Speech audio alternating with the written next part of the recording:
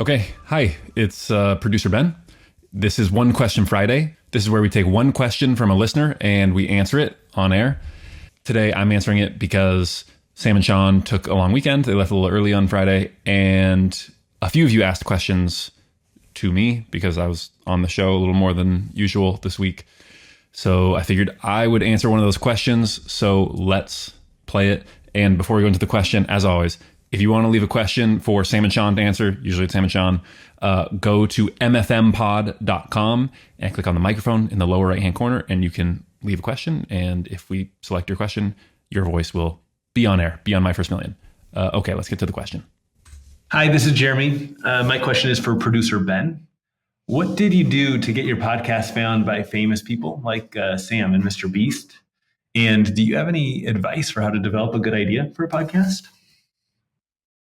Okay, so to answer the first question, what did I do to get my podcast found by Sam and Mr. Beast? So the first answer that I have to give, honestly, is nothing. I'm extremely lucky. That's how I feel. And, but I don't know. Like the first time I heard Sam mention How to Take Over the World on My First Million, you may have heard me use this analogy before, but I felt like I was watching TV.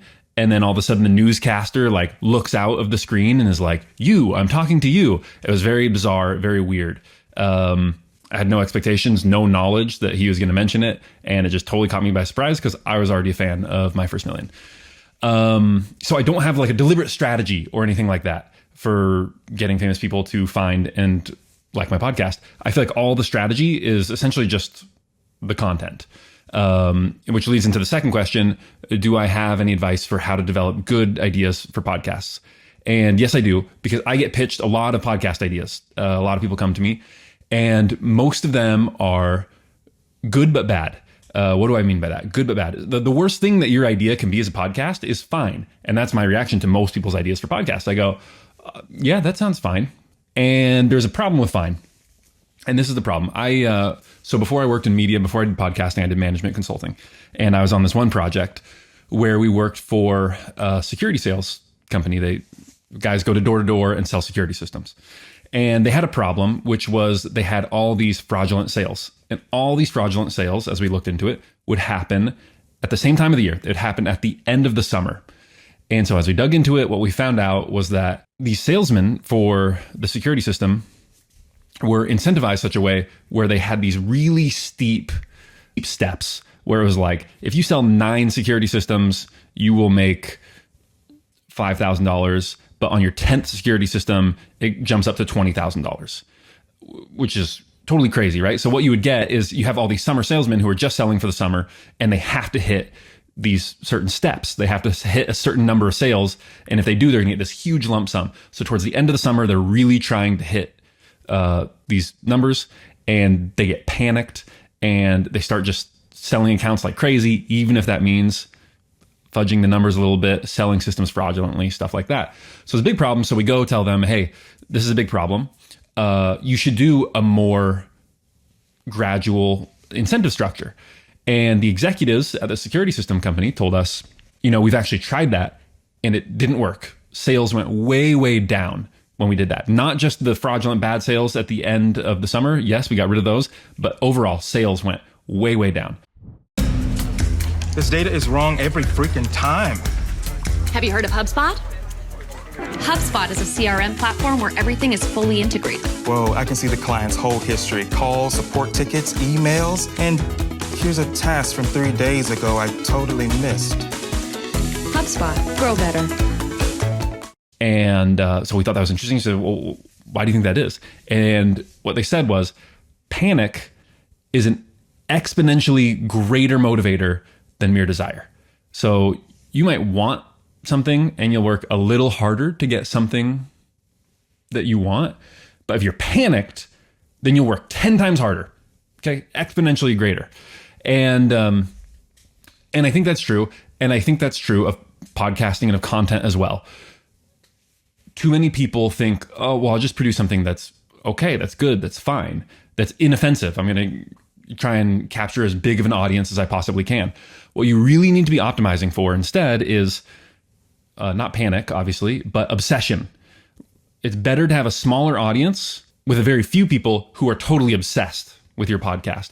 And so every decision I made with my podcast, which is a history podcast called How to Take Over the World, was with that in mind. So for example, when I first started telling my friends and family, I'm making this history podcast called How to Take Over the World, everyone told me the same thing, which is that name is like too aggressive. You need to chill a little bit. Can you call it something like a little milder? How about, life lessons from history? And I just thought, no, I think I really, really want to make a podcast called How to Take Over the World. And I think I would be obsessed with a podcast called How to Take Over the World. I was just like, how cool is that? Everyone wants to know how to take over the world, or not everyone, but I do. I want to know how to take over the world. That sounds incredibly interesting.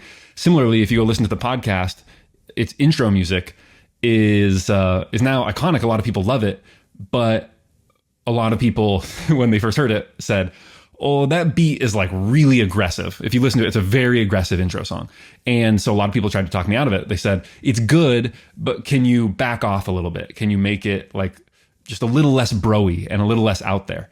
And if I had done that, it would be more agreeable to more people, but there would not be as many people who are obsessed. People are obsessed with that intro song. People love it. And so to me, that is the key to good content. These really, really strong emotions. So you need to get people obsessed. You need people to feel panicked, right? If it's a podcast about like a social issue, you need people to feel terrified, feel horrified, mortified that this thing is happening that you're trying to illuminate. And too many people go, well, this is a good idea, right? Like, this is interesting, and that doesn't cut it. And so I think the fact that I made a podcast that honestly does not appeal to some people, and I think a lot of people don't realize that, but like some people are very turned off by a podcast called How to Take Over the World, this aggressive intro music. But that's okay, because it's more than made up for by the fact that a few people are obsessed with it, and they will then tell other people about it. They evangelize the podcast. And that is ultimately how people like Sam and Mr. Beast heard about it, was through the grapevine. And so, yeah, thanks for the question, Jeremy. That's my advice. Make stuff that people are obsessed with. Okay, next week, One Question Friday, we'll be back to Sam and Shaan. Thank you for tuning in.